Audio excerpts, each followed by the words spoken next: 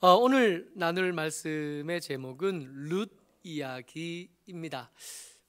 지금 룻기를 지금 세 번째, 3주째 말씀을 나누고 있는데요. 첫 번째 나눴던 말씀의 제목이 뭐였냐면 나오미 이야기였습니다. 그런데 지금 오늘 우리가 읽은 이 본문쯤 되면 더 이상 나오미에게 집중해 주지 않아요.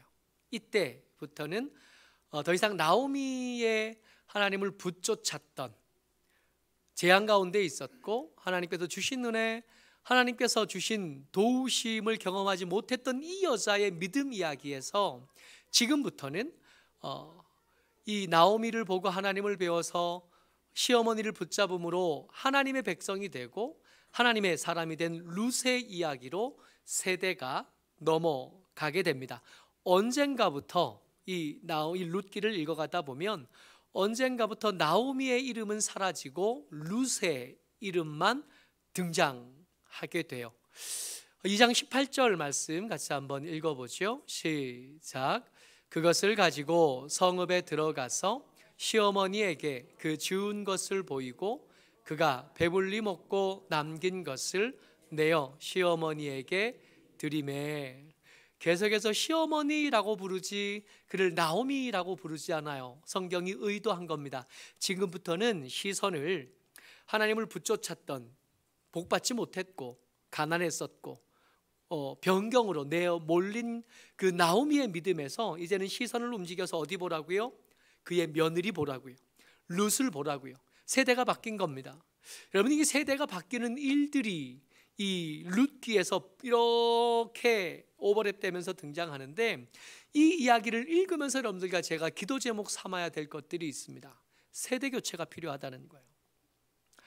여러분, 교회가 건강한 교회로 유지되기 위해서 제일 주의해야 될 게 뭐냐면 다음 목사님을 좋은 목사님으로 모시는 것, 이게 가장 중요한 일입니다. 교회를 바꾸는 거 여러분 생각해 보면 그리 어렵지 않아요. 목사님만 바꾸면, 목사만 바뀌면 교회는 얼마든지 바꿀 수 있습니다. 그래서 좋은 교회 만들기 위한 제 여러 가지 일들과 애씀들 중에 1번은 뭐냐 하면 은퇴를 잘하기인 겁니다.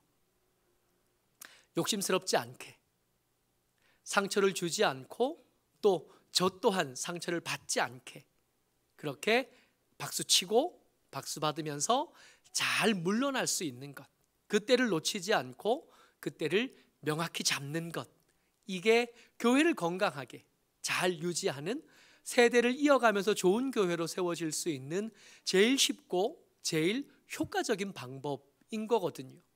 앞으로 한 10년쯤 생각하는데 여러분들 기도하실 때 염두에 두셔야 돼요. 하나님, 우리 교회가 계속 좋은 교회 되기 위해서 지금 있는 목사가 건강하게 타이밍 놓치지 않고 잘 은퇴할 수 있도록, 그리고 그 뒤에 더 좋은 목사님이 우리에게 올 수 있도록, 이것을 기도 제목 삼아서 기도해 주시기를 부탁을 드립니다. 이건 좀 꽤 멀리 있는 이야기 같고, 지금 우리가 하고 싶은 이야기는 세대 교체를 하는데, 이 세대 교체를 그저 된 게 아니라는 거예요. 룻이 시어머니 나오미 대신 이 성경의 주인공이 될 수 있도록 옆에서 받쳐줬던 사람이 있었고 옆에서 배경이 되어준 사람들이 있었던 겁니다.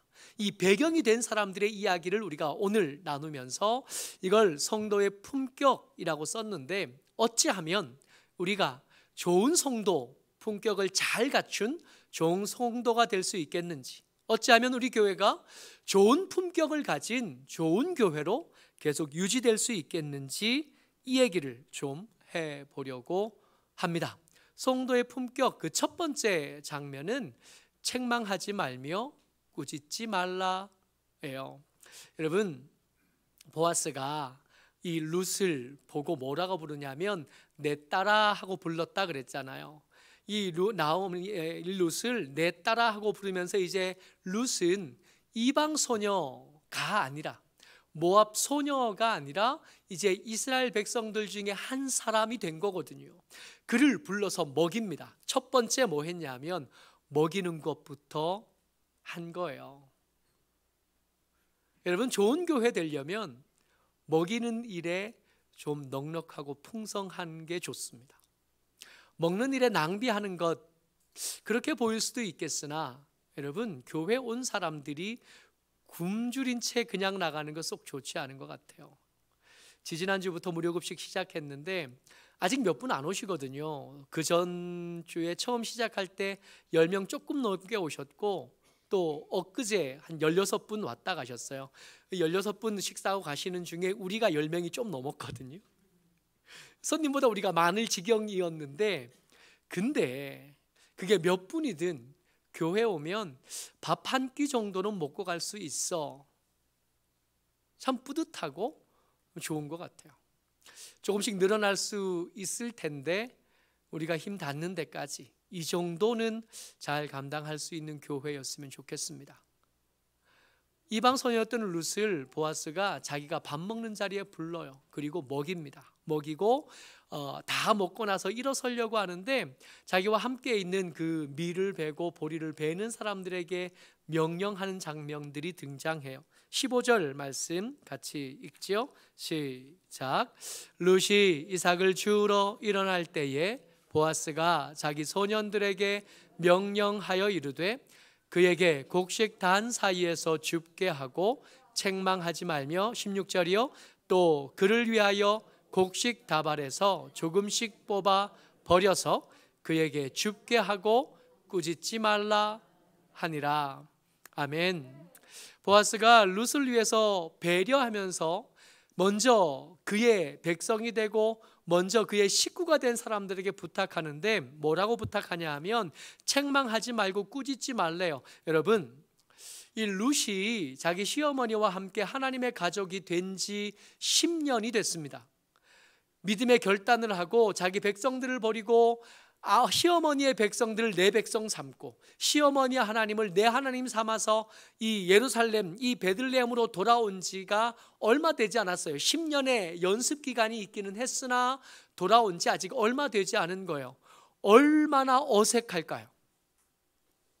모압 지방에 있을 때는 그냥 보통 소녀였을 이 여자가 지금 여기 이삭 줍는 이 베들레헴 근교 그 땅에 있을 때는 뭘 해도 눈에 띌 수밖에 없는 사람이 된 겁니다. 여러분, 우리 교회 안에 있다 보면 새 가족들은 표시가 나요. 그렇지 않아요? 교회 처음 와본 사람, 교회 예배 드리러 오는데 예배에 이미 익숙한 사람이 와서 예배 시간에 앉아 있는 거랑 예배 처음 와서 앉아 있는 사람은 그냥 보기만 해도 알아요. 언제 일어서야 될지 모르고, 언제 앉아야 될지 모르고, 언제 눈을 감아야 될지 모르고, 언제 눈을 떠야 될지 몰라요. 박수를 언제 쳐야 되는지, 언제 소리를 내야 되는지, 어떻게 졸아야 눈치 보지 않고 표시나지 않게 잘 조는지 이거 몰라요. 그래서 막 졸다가 창피당하고 그런 일들이 있죠.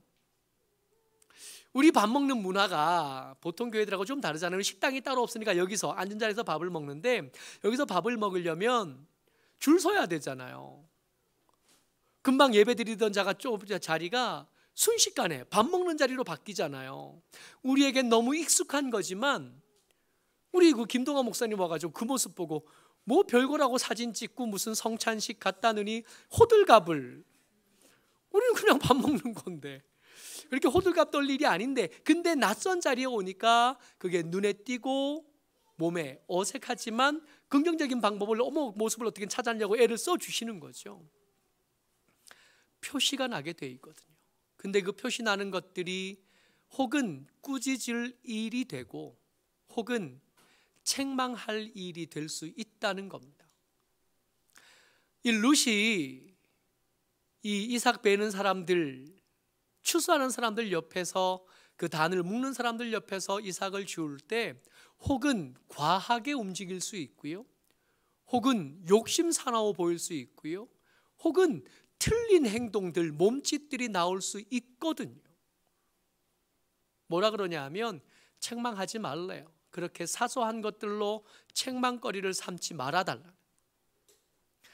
그렇게 사소한 일들로 꾸짖을 거리로 삼지 말라는 겁니다. 여러분, 룻이 지금 왜 여기 왔죠? 여기 와서 이삭을 줍는 그야말로 제일 가난한 사람들이 해야 되는 그 일을 이 여자가 왜 하고 있냐면 믿음을 선택했기 때문입니다. 뭔가를 잘못한 게 아니에요. 이 룻이 시어머니를 붙쫓았기 때문에 이삭을 줍는 거지, 그 올케 오르바처럼 제 아버지 집으로 돌아갔다면 지금쯤이면 그럴듯한 남자 만나서 가정을 이루고 거기서 존중받으면서 살았을지도 모를 여자였던 거예요. 그런 여자가 믿음을 선택한 겁니다. 지들이 믿는 엉뚱한 잡신이 아니라 내 시어머니의 진짜 하나님을 섬기기로 결정했고, 그 하나님을 붙쫓는 바람에 여기 왔고, 그것 때문에 가난해진 거예요. 게을렀기 때문이 아닙니다. 뭔가 죄를 지었기 때문이 아닙니다. 룻이 지금 가난해진 것은 그가 선택한 믿음 때문이고 그가 선택한 하나님 때문이지, 그가 죄를 지었거나 게을렀기 때문이 아닙니다. 모욕당할 이유가 없고 책망받을 일이 없는 거죠. 혹 잘못한 일이 있을 수 있고 어색한 모습이 있을 수 있지만 그것 때문에 꾸짖을, 그것 때문에 책망할 것 합당하지 않은 겁니다. 배려해 준, 이런 배려한 시선 가운데 룻이 시어머니 나오미 대신 주인공으로 하나님 앞에, 백성들 앞에 세워질 수 있게 되는 겁니다. 게다가 16절 저 말씀을 좀 더 자세히 보면 곡식 다발에 소금씩 뽑아 버려서라고 되어 있는데, 이게 문학적인 장치를 통해서 이거 뽑아 버리다를 원래는 어떻게 하는 거냐면 느슨하게 묶어서 자연스럽게 빠질 수 있게 한 건데, 보아스는 여기서 한 걸음을 더 간 거예요.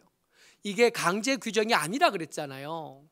느슨하게 묶어서 하나님 말씀대로 이렇게 흘리게 하고 흘린 것대로 가난한 사람이 먹을 수 있게 한 것이 좋지만 이걸 어기면 죄가 되느냐, 그건 아니라 그랬잖아요. 느슨하게 묶으면 좋지만 빡빡하게 묶는다고 해서 그게 죄가 되는 건 아니거든요. 모퉁이를 남겨두면 좋지만 남겨두지 않는다고 해서 죄가 되는 건 아닌데, 보아스가 이 룻을 주목하여 보면서 뭐라고 명령하냐면 곡식 다발에서 조금씩 뽑아 버려라. 근데 이거 반드시 뽑아 놓아라 라는 뜻이에요. 해도 그만 안 해도 되는 그만으로 하나님이 말씀하신 것을 보아스가 어떻게 받았냐면 이것은 안 하면 안 되는 일로 받아들인 겁니다. 하나님이 말씀하신 것보다 한 걸음 더 가기로 결정한 거예요. 호의인데 이 호의를 책임으로 받아준 사람이 있었던 겁니다. 이런 호의가 아름다운 세대교체를 만들고 아직 미숙한 룻이 성경 이야기의 주인공으로 세워지는 일에 토양이 되어준 겁니다. 우리에게 필요한 거예요. 우리가 우리 아들들에게, 우리 딸들에게, 우리 후배들에게 우리 교회를 물려주고 하나님께서 우리에게 맡겨주신 일들을 계속 이어가고자 한다면 우리가 갖춰야 될 품격이 있습니다. 책망하지 않는 거예요. 꾸짖지 않는 거예요. 봐주는 겁니다. 저들이 일할 수 있도록. 어색하지만 그 어색한 몸짓이 자연스레 하나님 앞에서 성숙한 모습이 되어질 때까지 기다려주고, 책망하는 것이 아니라 후원해주고, 뭐라고 하는 것 아니라 밥 사주고, 저들이 세워질 수 있을 때까지 기다려주는 건데, 이 기다려줌을 억지로 하나하나 간신히 하는 게 아니라 기꺼이 하되 책임을 맡은 것처럼 해내는, 잘 할 거라고요? 아니, 그런 얘기를 하고 있는 게 아닙니다. 누군가 배려해 주지 않으면 이 일이 안 될 걸 염두에 두고 이 얘기를 말씀하고 계시는 거예요. 이 룻이 이 보아스의 배려를 받으면서 이삭을 줍다가 시어머니에게로 돌아와요. 시어머니에게 돌아와서 시어머니와 이야기를 나누는 중에 시어머니로부터 기가 막힌 이야기를 듣습니다. 같이요. 20절 말씀 같이 읽습니다. 시작. 나오미가 자기 며느리에게 이르되 그가 여호와로부터 복 받기를 원하노라. 그가 살아있는 자와 죽은 자에게 은혜 베풀기를 그치지 아니하도다 하고, 나오미가 또 그에게 이르되 그 사람은 우리와 가까우니 우리 기업을 물을 자 중에 하나이니라 하니라. 말씀이 보면 나오미가 그 룻 이 이삭을 주워온 룻 며느리에게 말하는데 뭐라고 말하냐면, 보아스가 살아있는 자, 나 그리고 너, 시어머니 나오미와 며느리 룻뿐만 아니라 죽은 자, 내 남편 엘리멜렉과 네 남편 내 아들들에게 은혜를 베풀었다는 거예요. 왜 이런 얘기를 하냐 하면 그가 우리와 가까운 친척이기 때문입니다. 고엘이기 때문이에요. 여러분, 고엘은 이 룻기를 이끌어가는 가장 중요한 꼭지점, 가장 중요한 요소 중에 하나가 됩니다. 고엘이 뭐냐 하면 레위기에서 하나님께서 말씀하신 건데, 이 고엘은 무르는 자예요. 친척의 토지를 사서 돌려주는 자예요. 그러니까 이게 똑같이 제비 뽑아서 땅을 가졌잖아요. 이 땅을 가졌는데 농사를 짓는데, 농사를 짓는 일들이 어떤 사람에게는 적성에 맞을 거예요. 그런데 어떤 사람에게는 안 맞을 거 아니에요. 똑같은 땅, 똑같은 날씨, 똑같은 씨를 뿌렸지만 어떤 밭에는 잘 되고 어떤 밭에는 잘 안 되잖아요.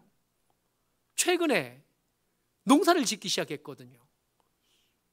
이게 땅을 조금 얻어가지고 여기다 씨를 뿌리는데 모종을 사서 심는데 고민이 많은 거예요. 여기다 뭘 심어야 되냐, 언제 심어야 되냐, 비료는 언제 줘야 되냐, 물은 얼마마다 줘야 되냐, 비닐을 덮어야 되냐 말아야 되냐. 해본 적이 없잖아요. 우리 집사님 한 분이 그래요. 이거 안 심어봤냐고, 왜 이렇게 심냐고. 안 심어봤는데요? 처음 심어봤어요. 모르죠. 겁도 없이 땅은 넓게 파놓고 모종값이 20만 원이나 들였어요. 고민이 많아요. 더 웃긴 건 모종값은 20만 원이 들었는데 거기 몇 번 왔다 갔다 하면서 밥값은 더 든 것 같아요. 배보다 배꼽이 훨씬 커졌는데 앞으로 커질 일이 더 많아요. 잘 될까요? 이게 만약 잘 되면 매주 주일 점심에 고추랑 상추랑 걱정 안 해도 될 거예요. 근데 잘 될까요? 솔직히 말하면 확신이 없어요. 이게 심어놓고 한 주 지났거든요. 지나고 갔는데 얘가 이게 반듯하게 서 있는 거예요. 얼마나 은혜가 되든지. 죽어도 할 말이 없었거든요. 잘 서 있는 거예요. 그 옆에 농사 짓는 분들이 계실 거 아니에요. 주변에 밭들이 더 있으니까. 그러면 어느 밭이 제일 잘 될까요? 확실하게 아는 건 우리 밭은 아닐 거라는 거예요. 똑같이 농사를 지어요. 다 잘 될까요? 똑같은 날씨였고 똑같은 땅이었지만 어떤 밭은 좀 잘 될 거고 어떤 밭은 잘 안 될 겁니다. 불행하게도 그 안 되는 게 몇 번 겹쳤어요. 그래서 그 형제 중에 한 명은 그 땅에 투자한 것만큼 얻지 못했고, 얻지 못하다 보니까 빚졌고 그 빚을 갚는데 땅을 팔아버린 겁니다. 그런 일이 생긴다는 거예요. 그런 일이 생기면 어떻게 하라고요? 고엘이 그의 형제이거나 그의 가까운 친척 중에 한 사람이 그 땅값을 대신 치러서 그 땅을 돌려주래요. 형제들 중에 한 명이 가난하게 살지 않도록. 이렇게 해주는 사람이 누구라고요? 고엘. 어떤 사람은 땅을 팔고도 모자라 쓸 수 있잖아요. 망하는데 대망한 사람 있지 않겠어요? 폭망한 사람 있지 않겠어요? 기껏 심어놨더니 이웃집 할아버지가 그러시더래요. 여기 멧돼지 내려오는데요, 그러시더래요. 여러분, 비가 덜 오는 것보다, 잘못 심은 것보다 농사를 망하는 가장 확실한 방법은 뭐냐 하면 멧돼지가 다녀가는 거거든요. 아무것도 안 남는다면서요. 그 밭에는 멧돼지가 내려오는 밭이래요. 노루도 온대요. 그러면 땅값으로 안 되는 거예요. 땅 판 걸로 안 되니까 그 다음에 뭘 파면 자기 몸을 파는 겁니다. 몸을 팔고 나면, 그렇게 종이 되고 나면 고엘이, 그의 형제이거나 가까운 친척이 그 팔린 몸값을 치러주고 사서 세워주는 거예요. 우리 형제들이 종으로 살지 않도록. 이게 고엘입니다. 성경에서 말씀하시는 가장 적극적인 복지 정책이 고엘인 거예요. 근데 이 고엘은 여기서 멈추지 않고 아주 중요한 걸음을 더 걷습니다. 이사야서 49장 9절 말씀이에요. 같이 읽어보죠. 시작.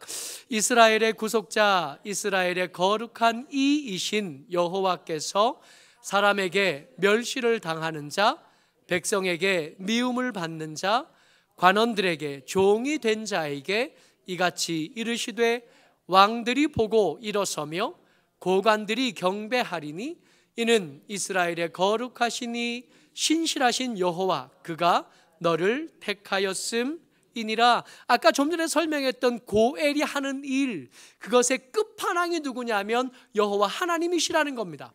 여호와 하나님께서 그 미움당하고 멸시당하고 종이 된 자를 구석에 사서 다시는 멸시당하지 않도록 인사받는 자가 되도록 존귀한 자가 되도록 사람들 앞에 세우시겠다는 거예요. 고엘의 끝판왕, 진짜 고엘이 누구시냐면 여호와 하나님이신 거죠. 이 룻기에서 보아스가 고엘이 될 텐데 이 보아스가 해주는 고엘의 역할은 한계가 있어요. 여러분들과 제게도 고엘이 필요하거든요. 우리가 우리의 삶의 일들을 충분히 감당할 만한 손재주가 있고 통장에 잔고가 있고 인맥이 있고 여러 가지 것들이 있지만 여러분 우리가 알잖아요. 이것으로 충분하지 않다는 걸 우리가 알잖아요. 성도의 품격이요, 내가 가진 것, 땅에 있는 것들을 기대하고 사는 게 아니라 내 고엘 되시는 여호와를 기대하고 사는 게 성도의 품격입니다. 통장의 잔고를 그거 많으면 든든하잖아요. 좋죠. 당첨되지도 않은 복권만 사서 지갑에 넣어놔도 든든한데 현금이 돼서 통장에 들어있으면 얼마나 든든할까요? 든든하죠. 근데 그것으로 충분하다고 말하지 않는 게 성도의 품격이라고.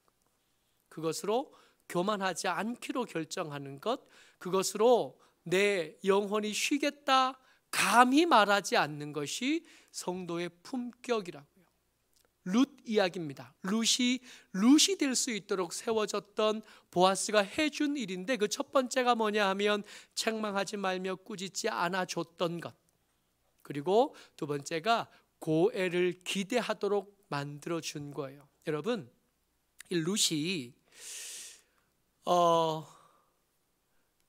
이삭 지우러 가서 주운 이삭의 양이 한 에바쯤 됐대요. 여러분, 한 에바쯤 되면 어떻게 얼마나 되냐면 한 16kg에서 24kg쯤 돼요. 여러분, 이삭을 주워서 24kg쯤 주우면 어마어마하게 주운 거 아니에요? 두 사람 두 식구잖아요. 두 식구가 24kg쯤 가지면 한두 달 먹고 살지 않아요? 요즘 같으면 밥그릇이 요만해졌잖아요. 옛날에 밥그릇, 조선시대 때 밥그릇을 이게 사진으로 봤더니 밥그릇이 세숫대야만 하게 커요. 이만하더만요. 이만한 밥그릇에 종지에 간장 두고 이렇게 밥 먹는 사진 본 적이 있어요. 이렇게 먹으면 24kg 금방일 텐데 요즘 밥그릇 요만하잖아요.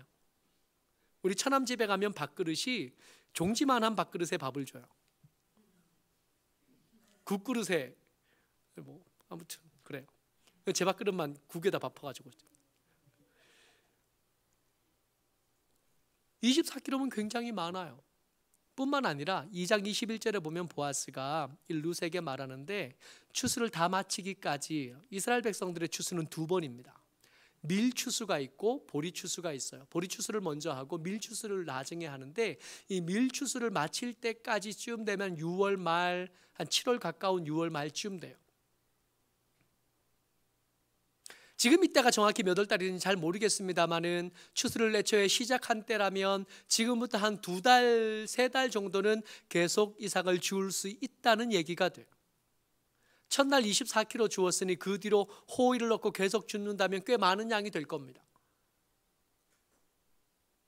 그것으로 충분하다고 말하지 않는 게 성도의 품격이라고요.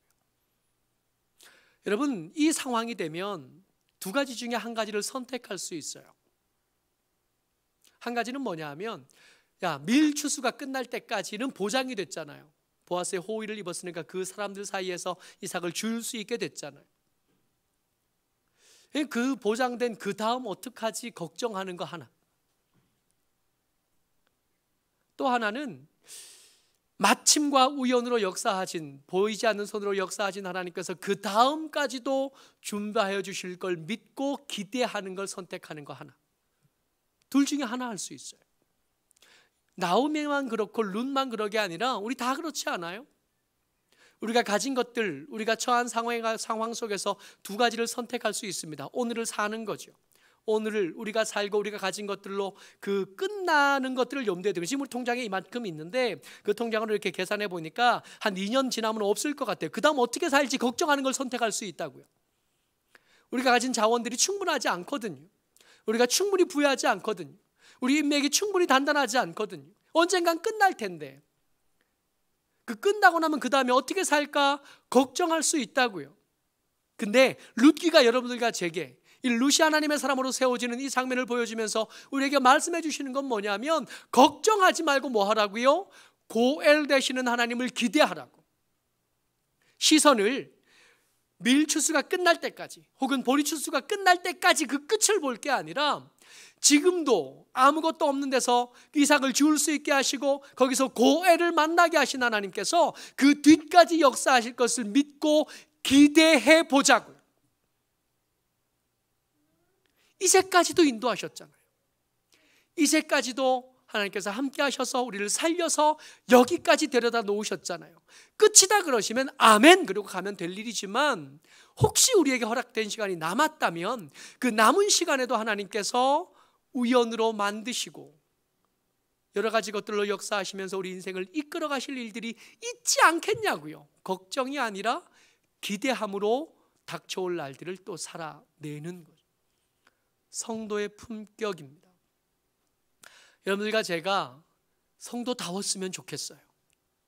우리가 모여서 이룬 이 청운교회가 교회다웠으면 좋겠습니다. 땅에 있는 것들을 기대하는 것이 아니라 우리의 고엘 되신 여호와를 기대하고, 그리고 우리 뒷세대를 위해서 호의와 배려를 아끼지 않고 반드시 할 일로 받아서 하나님 앞에 뒷세대를 준비하는 저와 여러분 되시기를 주의 이름으로 축복합니다. 아멘.